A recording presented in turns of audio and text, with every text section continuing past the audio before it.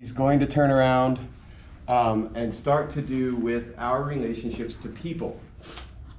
And you should get an idea. We're going to quickly just review as we go. I'm going to cover these key terms. I'll explain them to you as we cover them. What you should probably do in your notes is copy these down. I will not continue to write up everything.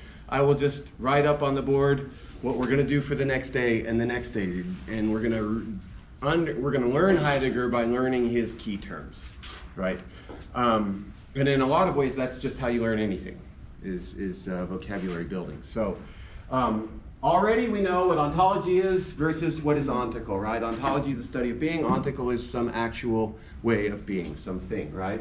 Phenomenology is to the things themselves, right? To let that which shows itself show itself in the way that it shows itself from itself.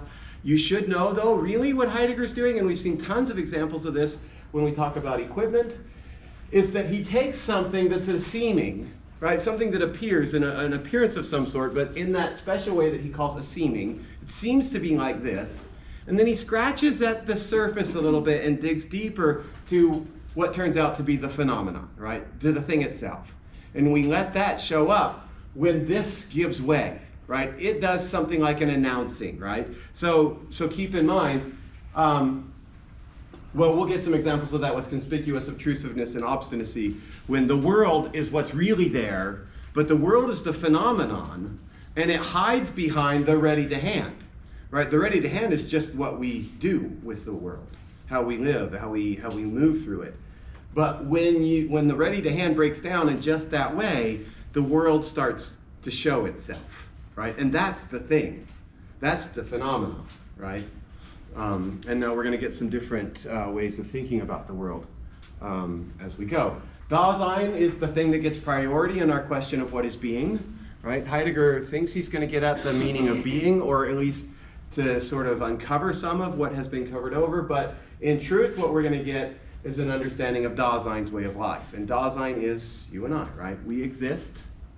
Tables and chairs and things like that, they just have being. They're entities, but they don't have existence. This should all feel like really easy review, right? Any questions about any of that so far? We're good, right? Okay, so existence is a being in the world, right? And Heidegger wants us to think of it as being in the world, not just being in, or something like the world. And the way he's going to use the word world, is in that way that is some Dasein's way of being in. It's being in, right? Where is that being in that Dasein is? You have your world. I have my world, right? That's the world that Heidegger means. My world. We're going to contrast Dasein's way of being in the world with things that are present at hand, right? Things that are present at hand, they just are there. They just exist. They have shape and color and size and weight and mass and density and all of those things. Dasein does not, or is not, something that's merely present at hand that you study with categories, right? Dasein is something that has existence. And therefore, to understand Dasein's existence, we have to understand it in terms of existentiale, right? Not in terms of categories. So one of the key existentiales is facticity. Right? And facticity is that Dasein knows that where it is, it's what it is tied up with what everything else is. Right? That's facticity. And it has to do with your immediate surrounding or your environment. Right? You understand your being tied up with the things in your environment. And that has to do with your concern. The word he uses there, concern, or with your dealings with things, right? And in your average, everyday dealings with things, mostly things are seen as ready to hand, not as present at hand, right? You really don't see things as merely present at hand much at all. You mostly see things as ready to hand. And readiness to hand is a possible way for things to be based on an assignment you have made to yourself as to what you are, a possibility for yourself, right? And one way to illustrate that might be, let's say that friend comes over to you and says, I need some help because I am in love. And I really love this other person, and I want them to know how much I love them. And I need your help. Help me express my love to this person. And that's like, they are so madly and deeply in love with somebody else that that's all they can think about. That's all they talk about, right? When they're not in the presence of the person they love, then they wish they were. And they feel this kind of yearning and aching to be with them, right? You all know this feeling, being in love, right? I hope. Has anybody never been in love? Never been in love? All right, we'll pretend we're like a romantic comedy. Let's say you're in love and you just feel a hole in your heart when that person is not around, right? You feel empty and you just... So they come over to your house and they're like, I love this person, I want you to help me. And so you pull out, I don't know what, a bunch of hammers and nails and wood, and you say, well, help me, I'm building a chicken coop in the backyard. And they look at the hammer and the nails and the wood and they say, what do I care about these things? How is this going to help me express my love to that other person? Can we build something for him or for her? You go, no, we're not building anything. Just time out on your love for that person for a minute. Just put that on the back burner and help me build this chicken coop. And then I'll help you. We'll go to the store, we'll go to the love store and buy romantic things for your significant other. But the person who's in love, they don't want to help you with the chicken coop. Right? These things, hammers and nails and wood and chicken wire and all that stuff, that's just stuff that's in the way, right? It might be obstinate, it might be obtrusive, right? It's not stuff they want to use in any way. Why don't they want to use it? Why can't this stuff be just ready to hand for them?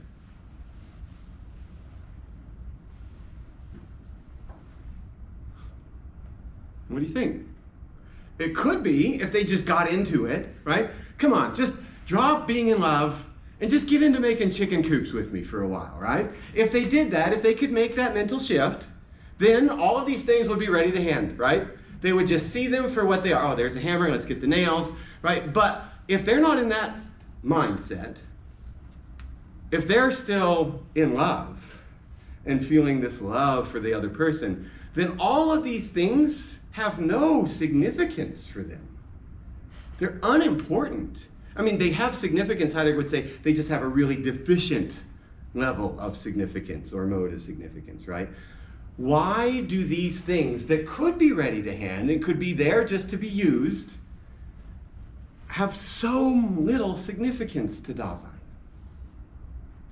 Why? Because they don't have to do with their world. Yeah. And how did they get that world? That's not their assignment. Exactly, right? They did not make the assignment to themselves of making chicken coops. I'm going to be a chicken coop maker for a while, right? And if I want them to become a chicken coop maker, I have to get them to make that assignment to themselves, right? If they don't make it to themselves, what can I do about it? None of the stuff is going to be ready to hand until they decide that they're in the chicken coop world, the chicken coop maker world, right? So think about how parents deal with kids, right? I want my kid to be in the clean up your room world mode, right? I want the clean up your room to be significant to them. So how do I try to get all of the tools and equipment that come with cleaning up a room? Trash cans, I don't know, with my kids it might be like 3 or 4 trash bags, and laundry baskets, and toy shelves and bins, and I don't know what else, and stuff for cleaning up, right? This stuff, it's not ready to hand. It's not even like in the ballpark of their thought process, right? They're not even thinking about it at all. So as a parent, what do parents do in order for these things to become significant? Bribe them. Yeah, bribe or threaten, right? If your room is clean in a half an hour, then I will give you something you really want. Or the threat, if your room isn't clean in half an hour, then I'll beat you with this belt. No, that's not a joke, actually, sorry. So, some of you probably have experienced things like that, right? And that's not a joke. So I will not let you play with your friends. I will not let you have the Xbox out. There will be something that's terrible. So what's going on there is that things that should be ready to hand just aren't, but they're not even present at hand. They're just not in the world. So why not? Because that Dasein hasn't made an assignment to itself. And things do not become ready to hand until Dasein has assigned itself to something, some possibility of itself, and then equipment can become equipment, right? In that case, equipment is not free. Heidegger says it this way: it is not free to be what it is as equipment until or unless Dasein assigns itself a possibility for it to be.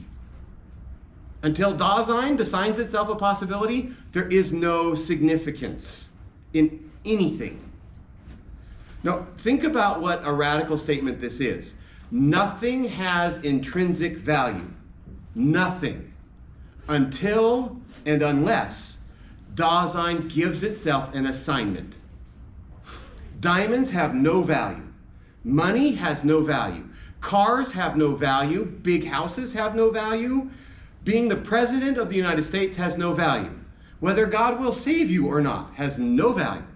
Nothing has any value on the face of this planet until and unless Dasein makes an assignment to itself. And if Dasein doesn't make an assignment to itself, you will never make something value. You will never make something matter. You will never make something significant to that Dasein. Dasein has got to make an assignment to itself, or things will not matter. And things only matter with respect to the way and the kind of assignment Dasein has given itself. So how do we as a society make things like notebooks and pens and books and desks and diplomas and little marks on pieces of paper like this?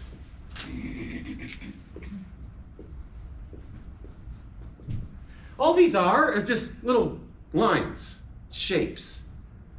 But in the right context, given the right world, this can rock somebody's world, right? And it can shape everything that you do and give significance to all kinds of things that otherwise would be utterly insignificant, right? Like Being in Time as a book. Why does this matter at all? Because you need this, or this, or this, but not this or this. Because if you get one of these two little marks, that means you got to do this whole damn thing over again. Right? That's no good. So why do these things matter in your world? If you hadn't assigned yourself the possibility of whatever the diploma is making possible for you, could this possibly matter? What if what you really, really want to do, the assignment you give to yourself, is to meditate in the forest, eat and drink as little as possible, and die? Do some people make that assignment to themselves? Yeah, they do. And in some places, that's even the highest possible expression of human being. The greatest way to live your life. If you could accomplish that, they would respect you more than anybody else in the whole world. So if you made that kind of assignment to yourself, is there anything I can do to get you to read Being in Time? No, it's just utterly insignificant, right? It will never become ready to hand. And right now it's ready to hand because of some assignment you've made that has to do with this, right? Or this, or whatever it is, right? Now, the question then becomes, so until Dasein makes an assignment to itself, nothing gets significance. Nothing gets involvement, right? And involvement is just the way that things like A, B, C, D get tied up with things like Being in Time and quizzes on D2L and computers and phones and classrooms. And like, these are all things. They're all entities. How did they all get wrapped up together into a context or a world? Right? How do they get involvement with one another? Not because those things get to choose their own involvements, right? It's not like the pen says, oh, I'm going to go to school today. My involvement is to be with school in order to take notes. Pens don't decide these things, right? They have no significance, no value, no involvement, except they become ready to hand for some Dasein. And Dasein allows things, frees them up to become involved with other things, to be ready to hand by making an assignment to itself. And then things matter relative to that assignment. This makes sense, right? This is what we've covered up till now, right? I consider all of this review. But do you have any questions about that stuff? So when you see the word significance, right, if I were to give you an essay question on the final exam that said, how is it that something like a paperclip can get significance, can become important to someone? You should be able to explain it by talking about involvement, things ready to hand, facticity, and being in the world, right?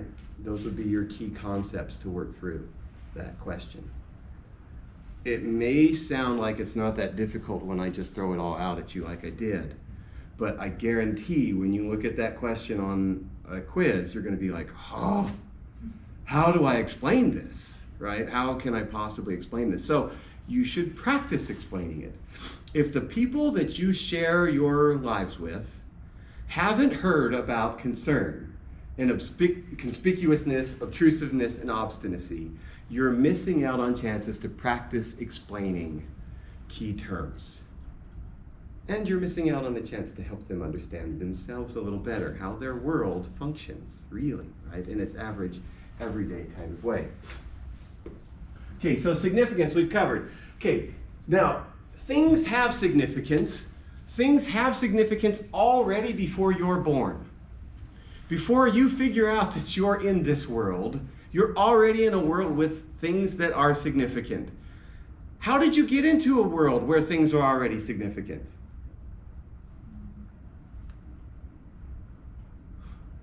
Two people loved each other very much.